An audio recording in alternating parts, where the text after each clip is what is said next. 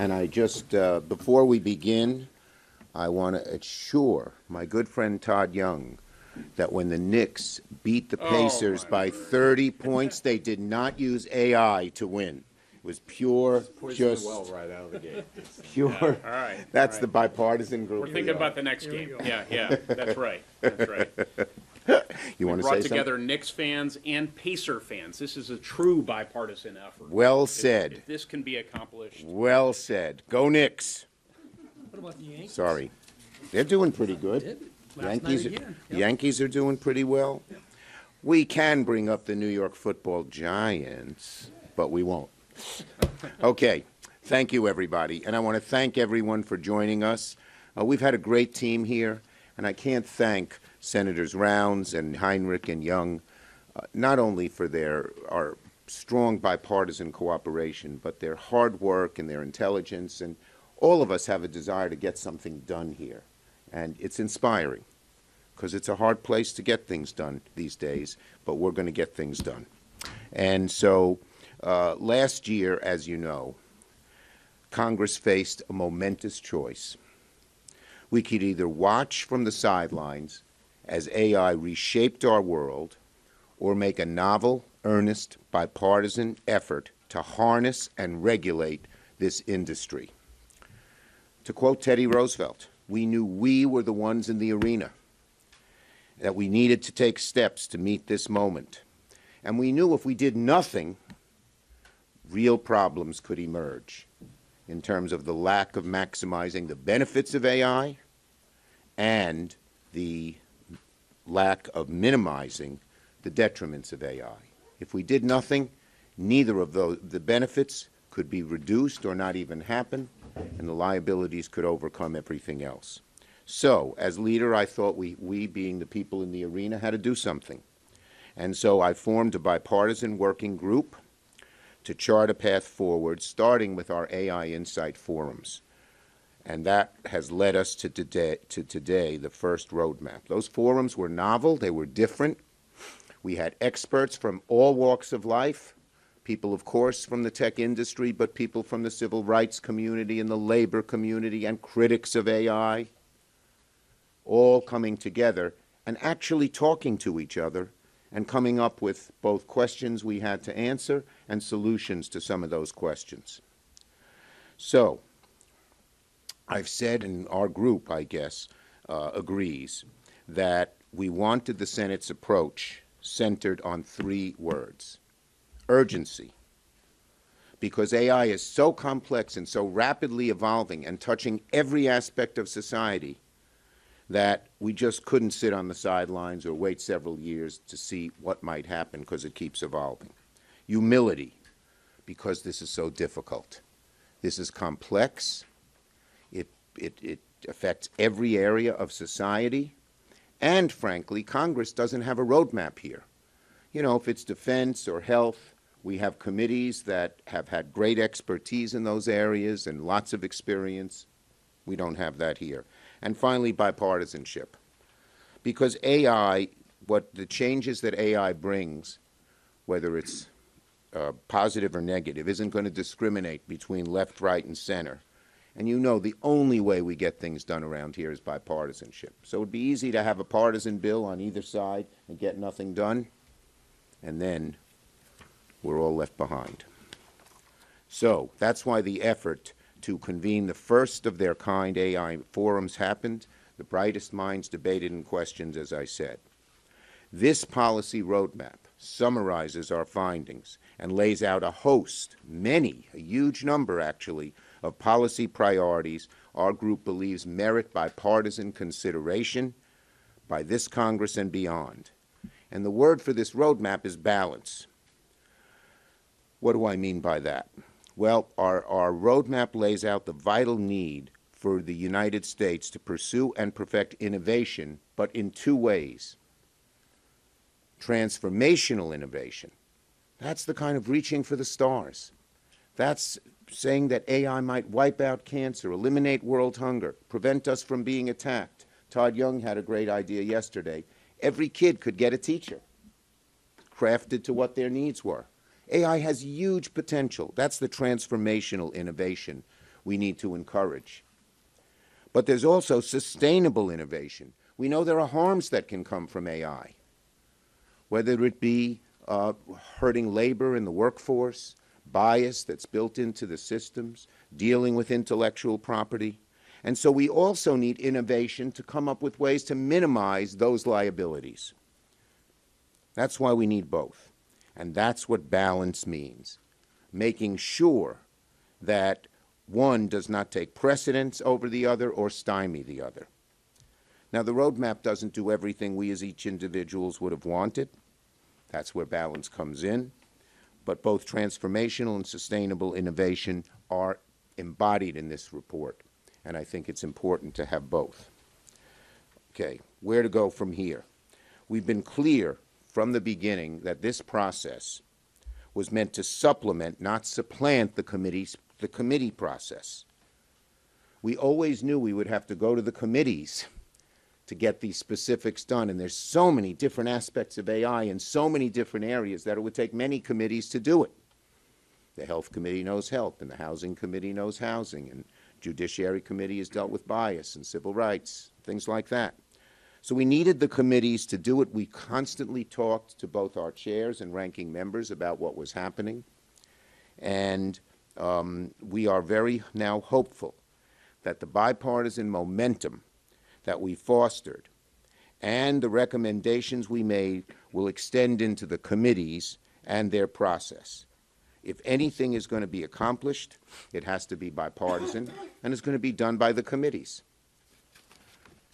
Again, we will not solve every issue that AI poses. That's an impossible dream. Instead, we're going to expect the committees to lay down a base of bipartisan policy that will harness AI's potential while safeguarding its risks, using our roadmap as a foundation to build on. And we hope that the committees will move soon.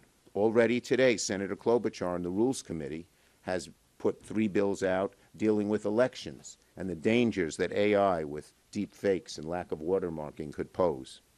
But the committees, we hope, will roll out new legislation in different areas. Many of them have gotten a good head start on it, not all of them, as we go forward. We're not going to wait for one huge comprehensive piece of legislation to move any piece of legislation. We're going to bring them to the floor as they come out. Finally, the Senate can't make a law on its own. So I plan to meet with Speaker Johnson in the very near future to see how we can make this bipartisan effort bicameral. And we've talked a little bit about it here and there, and I think he's very interested in doing that because, after all, this is not and should not be a partisan issue. Bottom line, Congress can't and won't solve every challenge AI presents today, but we can lay down a base of smart, bipartisan policy proposals guided by both urgency and humility, and we can do so this Congress. It's my responsibility as leader to lead cross-committee efforts in developing, passing, advancing AI legislation in the 118th Congress, and that's what I'm going to do. So now let me call on Senator Rounds. Thank you, Senator Schumer. Look, Senator Schumer has laid out a lot of what's in the report and the direction that we went. Let me just highlight a couple of items that I think were really important. Number one, we're providing incentives in this, or recommendations of incentives for the continued development of artificial intelligence here within the United States. The reason for that is that these people that have the capabilities of actually creating artificial intelligence and incorporating it into all facets of our lives can do a lot of this business any place in the world that they ever wanted to. We want the values that we have here in the United States to be incorporated into the development of AI. An example would be with regard to privacy. If you look at what happens in China and their approach versus what our approach is to privacy, we want the values surrounding privacy to be that of our countries. If they develop it here and we provide the incentives here, that will allow us to help incorporate those values. Furthermore, with regard to guidelines for regulatory approaches, we understand that if we approach this with really strict guidelines and really strict rules, we may very well chase some of that development outside to other areas, not just in China or in Russia, but in other parts of the world that are inviting them to come in. We want them to feel comfortable being here, while at the same time creating a regulatory environment that incentivizes their development here. If they're creating new ideas, if they are creating items that are copyrightable, patentable, or simply having intellectual property rights that they want protected, we want them to recognize that this is the place in the world that will provide them the most opportunity to see their successes rewarded appropriately. And then finally, for the American people, we want what AI can do for the quality of life to actually be beneficial to every single citizen in our country. Not only recognizing that they would be safer here with AI incorporated into all of our military, our Department of Defense needs, our national security needs, so that there is nobody as good at it as we are with regard to national security, but with regard to the quality of life here, beginning with health care, to know that they will reap the benefits and their families will reap the benefits of artificial intelligence making decisions faster than it's ever been made before about the right types of remedies for some of the most serious illnesses that we face today. The opportunity in not decades, but in years, to cure the vast majority of cancers that we face today.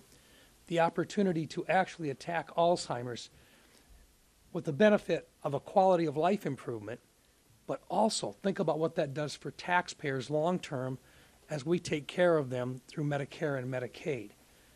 Alzheimer's and Parkinson's as well. These are issues that if we don't address, taxpayers eventually pay for. But if we invest now and we use AI the way that the experts in these fields tell us that it can be incorporated, the quality of life for Americans will improve. This is something that I think Americans will demand of us as we move forward, that we continue to do everything we can to incorporate AI appropriately into all aspects of American life, and to do it in such a fashion that they feel that we've done it not just to improve their quality of life, but to protect their privacy as well, both of which I believe this roadmap forward can give us the first steps in following. Thank you. Senator Heinrich. Yeah, I think what Mike just talked about there in terms of developing, for example, new medical therapies, what AI gives us the opportunity to do is to take things that used to take us literally decades to develop and compress that down into weeks and months. It's true in the medical arena with new drug therapies. It's true in the materials science arena generally. Things that used to literally take decades to understand new materials and develop materials can be done almost instantaneously now. And so what we've done with this roadmap is really just map out for the committees that we've never wanted to supplant or circumvent where some of the areas of relative consensus are that are ripe for bipartisan action today. And so things like investment in research and development and the necessity of that for us to maintain our competitiveness, democratizing some of that research and development, so things like the Create AI legislation that allows for some of those tools to be used by literally students anywhere in the nation, not just in the areas that dominate AI today. Things like the Future of AI Innovation Act that really formalizes some of the infrastructure to make sure that this maintains a high level of safety. So I think this is a great document for all of our committee chairs to look at, to figure out where to spend their time, where we're going to have some bipartisan consensus and be able to move forward. I know that in addition to the Rules Committee, I think the Commerce Committee may mark up some of these ideas as early as next week. And I think there is an urgency right now in terms of us sending the message to the entire body that now is the time for America to step up its game on AI and make sure that we maintain our competitiveness internationally.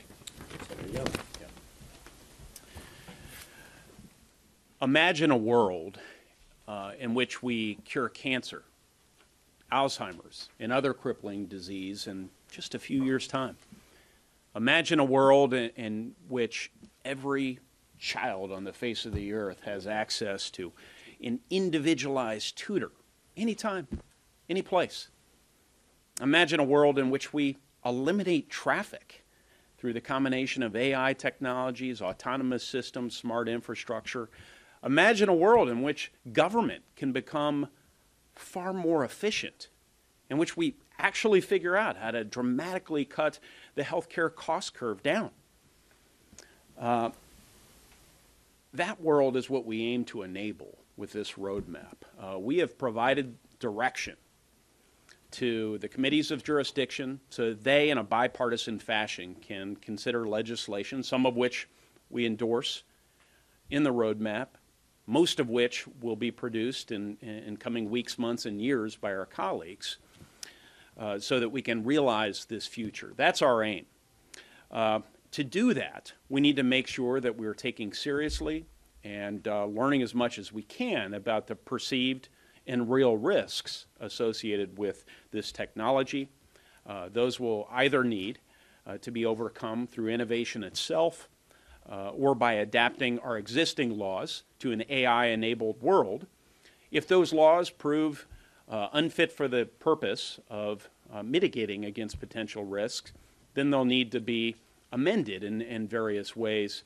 That is how we thought collectively about this broader effort moving forward. And I have to say, we made a lot of progress in terms of, I think, bringing clarity to this effort. We approached this with a true spirit of bipartisanship, and that never left us. And I think there is requisite specificity in this document to provide real direction to members of Congress. I've been in touch with Congressman Obernolte over in the House, who's working very hard on this effort, along with a number of colleagues in a bipartisan way. He's been encouraging, and I think this will be highly well received by our colleagues in the House, so I look forward to the readout from Senator Schumer's meeting with the Speaker. And our goal, just to end with this, our goal is to maintain U.S. leadership in this field. We lead the way right now. We're respected around the world. Once we can come up with some general direction to our developers, to our deployers, to our users, then we will create regulatory uncertainty and really unlock the potential of AI development moving forward.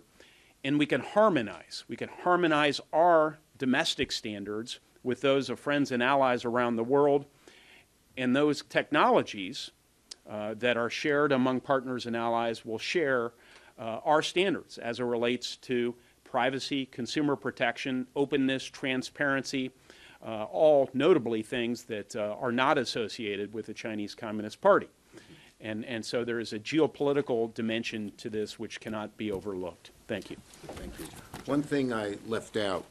So to pursue this innovation, the transformational side, all of the great things we've talked about, the sustainable innovation, so we have guardrails that really work and balance well with transformational, we are asking for $32 billion in surge emergency funding to cement America's dominance in AI. And that will go to a variety of different agencies. Some, like NAIR, will, as Todd rightly said, or I think it was someone, Martin, that allow professors and individuals access to these vast databases and not just have 3 companies dominate and they're the only ones who can get it, and some of which will allow us, and that will create more transformational innovation with more new ideas, and some of it will go to sustainable innovation, finding creative ways to use AI to create guardrails that work. Questions? Yes?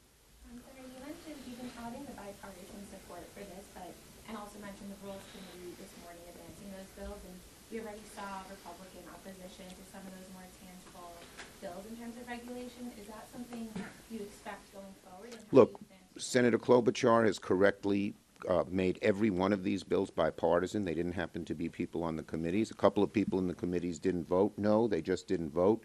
And we're going to, it's hard. We all know partisanship is endemic around here.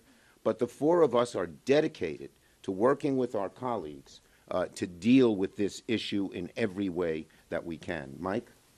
Todd, go ahead. Go ahead. Yeah. I just want to be clear what we advocate as it relates to elections, which I think is what you're alluding to in the report.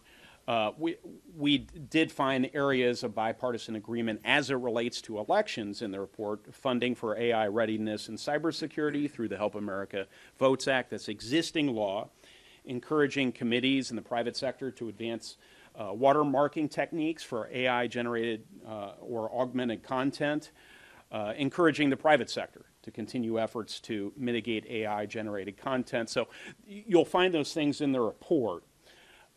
We want, again, the committees of jurisdiction to work, as I understand they are in this case, to work through a bipartisan committee process to consider these various bills. But we didn't endorse any specific election bills. And we'll continue to work. I know Senator Klobuchar will, to get further support. It's important to do. Yes. I have a quick question about some reporting that suggests that China is using Facebook's Llama series as the basis for a lot of its own AI technology. And I was wondering if there's any sort of efforts afoot on the national security piece of Yes. this to kind of restrict access to U.S. AI software. He's our national security expert. Look, I'm not sure about that, but let me, I think we're still working at that third grade level in a lot of this stuff. Look, here's the deal. Right now, we know that there's a couple of things that you have to have in order to be successful in AI. Part of it is you have to have the computational capabilities, the ability to use the fastest computer systems in the world. Second piece you've got to have are the algorithms that you need from someplace. They can develop their own algorithms. The third piece, which is critical, are the actual databases themselves, and that's the piece that China misses with regard to Western civilization. It's one of the reasons why they want TikTok. They want to learn about Western civilization and about people that are here.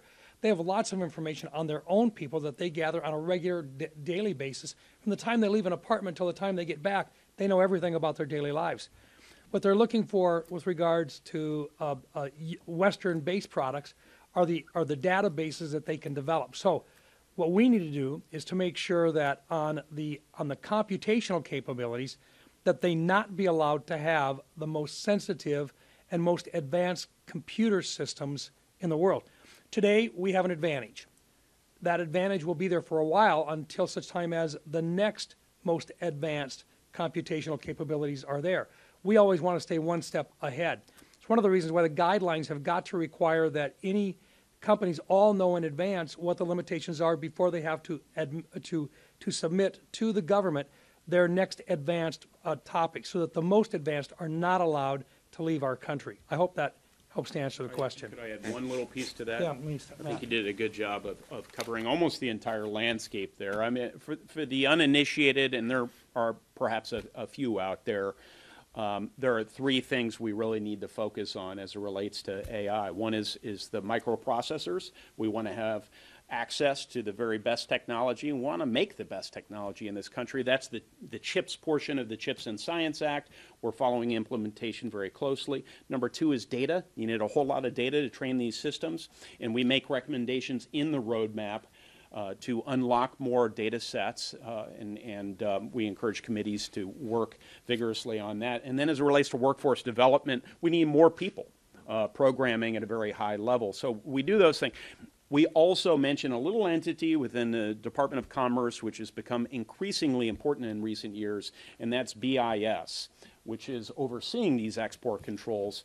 And that's ongoing oversight. We're going to really have to up our game there, perhaps resource them more. That will be a conversation we'll have to have. Just so we look favorably on increasing export controls. That will help. That's in the report. Even the big investments, these emergency investments, we are better than China, dollar for dollar and person for person. But if they're going to invest $50 billion and we're going to invest nothing, they'll inevitably get ahead of us. So that's why even these investments are so important. Yes? Two things. One is this surge that you're talking about, the $32 billion. Are you planning on asking this as like an emergency supplemental prior to the funding measures? And secondly, forgive me, sir, with regard to this 4 months before the election, you said in your remarks earlier this morning, since the first election, it's going to be influenced by AI. Do you have any hope of getting any legislation ahead of this before the election? Yes. Answer to your second question, definitely yes. Klobuchar has put it out of committee. As I said, it has some bipartisan support. We're going to work to expand that and get that done quickly. We'd like to get that done in time for the election. Second, in your first question, which was, 32 billion, is it gonna be something? yes, it's no, it goes over a period of years, and we do believe it's emergency funding. We're going to figure out the best way to get it done. It's not all in the first year. Let me Go ahead, just a Mike. little bit. Here's the important part of this is there was actually a report done 2 years ago by the U.S. Security Commission on Artificial Intelligence, and in it they laid out not in terms of the amount that we need for defense, but for non-defense discretionary spending. Yeah, it's separate from the defense spending that we're going to have go up, but there's $32 billion that they talked about over a period of time. Even if we were to put $32 billion in today, we could not spend it all today because we want to make sure that we spend it responsibly. So what this does is it ramps up over a period of years, but to be honest with people, you have to share that you're going to get there over a period of several years, ramping up with the amount that could actually be incorporated into the research and development in the non-defense discretionary side, which is literally, look at what we're talking about here for the most part. A lot of it is on health care. Does that help? Yeah, and just to augment what Mike said, we do intend that there will be a large defense expenditure as well, probably about as large as the non-defense. The $32 billion all goes to non-defense agencies, NAIR, NIST, Commerce, places like that. DOE, all of those places. But there's also defense spending. But as Mike said, we never intended it all to be spent in the first year. You just couldn't do it. The money would sit there. Yes. You talked about some conversations you already had with Speaker Johnson. I know you're planning on having more, but you said he's interested. Is he doing what you're doing here in the Okay. Senate, in the House? Does he want to pass? Okay, let me clarify. I've told him it would be great to work together, and he agreed to that, you know, when we're sitting next to each other at some event or other. We now intend to start serious discussions about working together, but he did seem interested. Yes. Leader Schumer, you mentioned earlier bias and discrimination and civil rights. Can you share a little bit about those inside forums that you have and you heard from leaders in those communities? How did that inform the roadmap that you offered today? We talked about that a great deal. We heard from a large number of civil rights leaders and others from civil society. And the thing they're most worried about is bias and disparate impact in communities. And we have said that our committees have to look at that with, you know, talking to everyone. What we tried to do here is have all hands on deck. So many of these AI systems have built-in biases, not by design, because all the numbers that take housing. There's been Where the data comes from. where the data comes from. So we know that we have to look at that, but we want to have balance. And that's what we sought in our forums and in our report. There's a great deal of balance, the positives, but also dealing with the negatives or the potential negatives like bias. And as we Martin, stand go up ahead. The muscles of being able to regulate AI, things like the Safety Institute at NIST, they will begin to do measures around transparency and testing. And that's where we'll really be able to get at impacts like bias. But it's, How important is it for the private sector to also, as they're building Very. these systems? well, look, we'd love the private sector to do all this on their own. But when the first question we asked at our first forum, which had just, you know, had real balance, it had the people who lead AI, and it had Maya Wiley from the Civil Rights Organization and a couple of other people from there. And they all said government had to be involved.